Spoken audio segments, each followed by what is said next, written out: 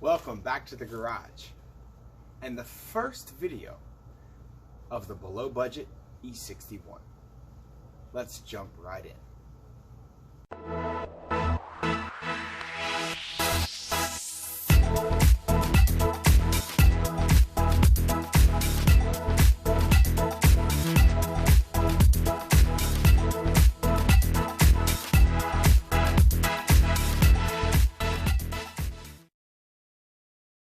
So, the below budget E61.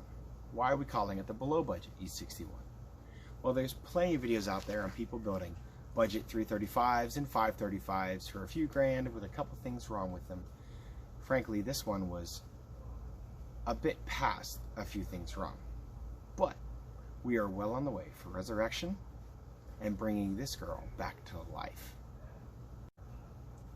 Let's talk about what we've done and catch you right up to speed.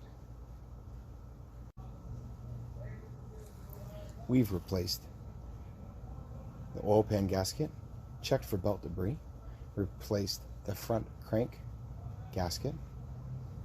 We have brand new oil cooler and oil filter housing gaskets, brand new valve cover and gasket, Teflon rings for the camshafts inside the cam blocks, brand new head gasket and head bolts, torqued to spec. The head was decked and chemically bathed, so it's pristine, like new. No carbon here. We also had the valve seals done, as well as got the valves cut so they sit perfectly, even better than factory. So there I listed off, and I'm sure I added some more into the subtitles because I surely forgot things. There's been a lot of little things we've done to this car so far. Still has a long way to go, but we're moving. We've got a couple boxes here of some goodies that are waiting, just waiting to go on the car. Big upgrades are coming soon. First off, right here. Some of you may know this company. A lot of people have heard of Valvetronic and Armatrix are two big companies right now. But X-Force has been making their Varix exhausts for years down under the land of Australia, that is. And I happened to find one on Facebook Marketplace for a steel right in the diameter that I wanted for the exhaust, and I couldn't pass it up. I've wanted one of these since I was a kid, and it just happens to fit this, so I can be rowdy when I want to drive it by myself, have some spirited driving, maybe take a trip to Mexico, or keep it quiet when I have the family in the car, taking a long road trip, or frankly, want to enjoy the fine symphonic genius of Beethoven without a roaring inline six. You know what I mean? So I won't get all the goodies out right now, because this is the piece we want to see. Circular body, muffler. On the inside, you can see through there, you can see me. There's a butterfly valve that actuates, open and closed.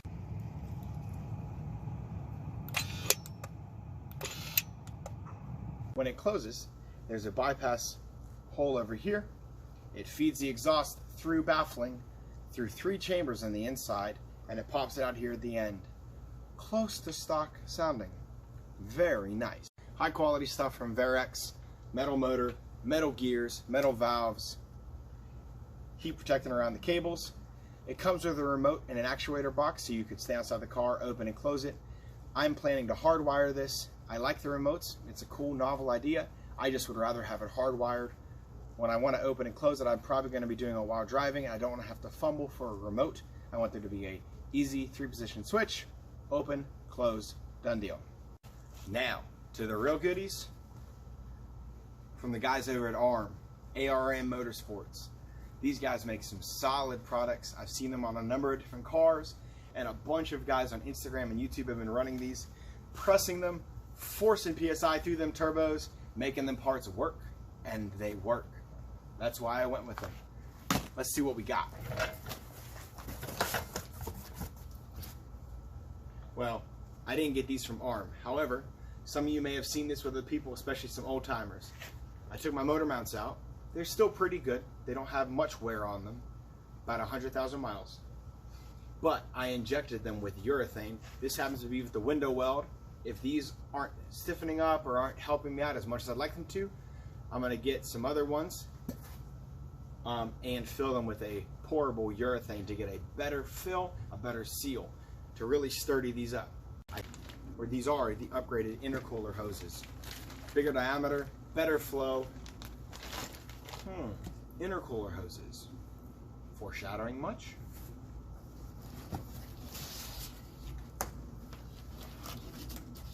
This is what we're talking about. This is the 7-inch ARM Motorsports 535 intercooler. This is over twice the cooling power of the stock intercooler. This is going to do a brilliant job of holding power, even though I still have stock turbos.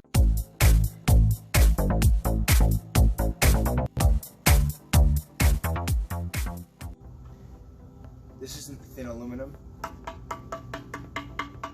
That hurts. This thing is solid. It's going to withstand any kind of bump, any kind of accidental hit you might have. Hopefully you don't. This will handle all the pressure you need. I got stock turbos, but still, as soon as I can start pushing these, getting the PSI up, running that boost, I know this is going to take it. I got it in stealth black because I'm not driving anything super crazy. I have a dad station wagon. Nobody's going to suspect me. Nobody's going to know. They're not going to know. So I got it in stealth black. I'm going to put the logo here in the front, maybe in like a dark blue, so I can see it. And if people really look, they can see it and appreciate that I've got a fat intercooler. Nobody's going to know. Maybe after I pass them. And if I got an intercooler, you know what else you got to upgrade? The bubble wrap. No. The charge pipe. This is an ARM Motorsports 535 charge pipe. You can use a 335 charge pipe, but you run into a little bit of clearance issues over here, and they make one for the 535 for the same price, maybe even lower if you catch it on sale like I did. So why not get the 535 one? Right now it has a Tile Motorsports, or Tile Racing, or Tile whoever they are, flange. I have an HKS blow-off valve. Luckily also I have an old charge pipe with an HKS flange. So I'm going to perform a little surgery because they don't quite make the 535 with the HKS flange yet. And I like how the HKS sounds, as well as my wallet likes not having to pay for another item, not to mention a $300 blow-off valve. I've got one, and I love how this one sounds. I've got the flange, I've got an angle grinder, and I've got a welder. Capiche? So get your parts, get your intercooler, get your charge pipes. ARM Motorsports. I bought these things straight up, but I love their products. I've seen them on Instagram. I've seen them on physical cars. This stuff is amazing. It's solid. It holds boost. It's great. Get it. Why not? Just do it. Bring it back in. 535. What's next? So, the top of the engine, the whole top end is pretty much good to assemble. It's just about me getting around to assembling it. Now right now I'm waiting on my downpipes. They're in the air somewhere. UPS, FedEx, somewhere on the way. Trust, man. They're there. I just can't see them yet. Maybe that's faith, right? I think it's faith. I believe they're coming. Lastly, we're going to unbox this package right here. It just came in today. If you saw my Instagram story, you'll know what's inside of it. For the rest of you, it'll be a surprise, but I'm gonna let you know right now. It's brilliant, it's great. It's gonna add about 30 horsepower, hopefully, to my N54 in my 535Xi.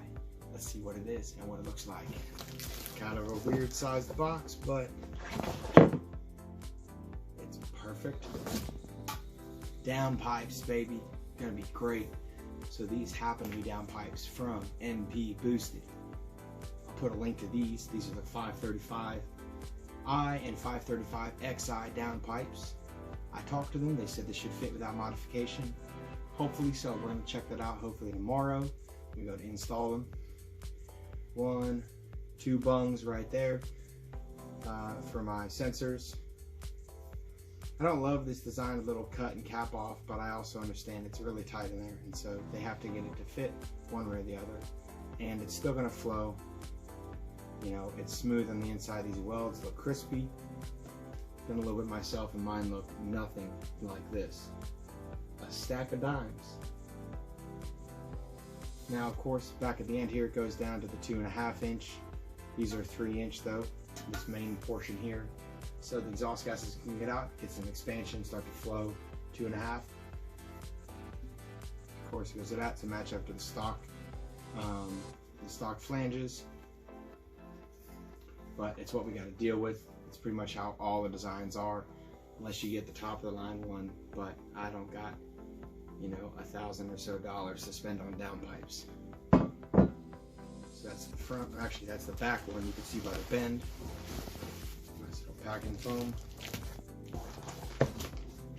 We got our gasket package and brand new nuts, which are great because I had to grind mine off and drill them out because they were rusted as all get out. Everything else in the car seems to be in really good condition and like not too bad, but the exhaust bolts are just shot.